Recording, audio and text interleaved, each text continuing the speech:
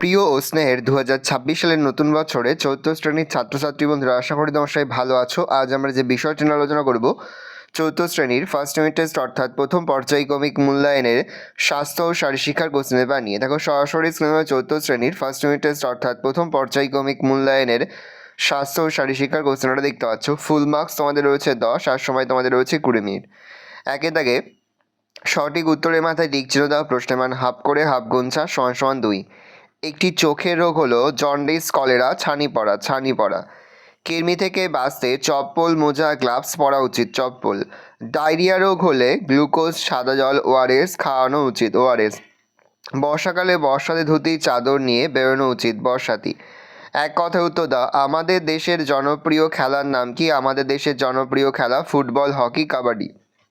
একটি চর্মরোগের নাম লেখো। একটি চর্মরোগের নাম হলো দাঁত। আয়োডিনের অভাবে শিশুদের কি ক্ষতি হয়?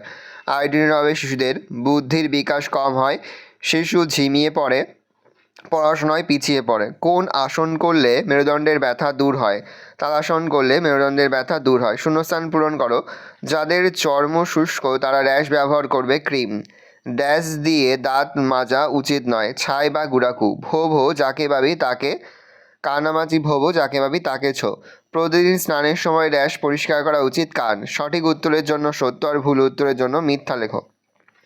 খাবার খাওয়ার পরে জল দিয়ে মুখ ধোয়া উচিত, সত্য। তালাসন করলে উচ্চতা কমাতে সাহায্য করে, মিথ্যা। ভালো করে দেখে নাও, এই রয়েছে টোটাল তোমাদের ফার্স্ট ইউনিট টেস্ট অর্থাৎ প্রথম পর্যায়ক্রমিক মূল্যায়নের ক্লাস 4-এর স্বাস্থ্য ও শারীরশিক্ষার কোশ্চেন। ভালো কোশ্চেনটা দেখে নাও।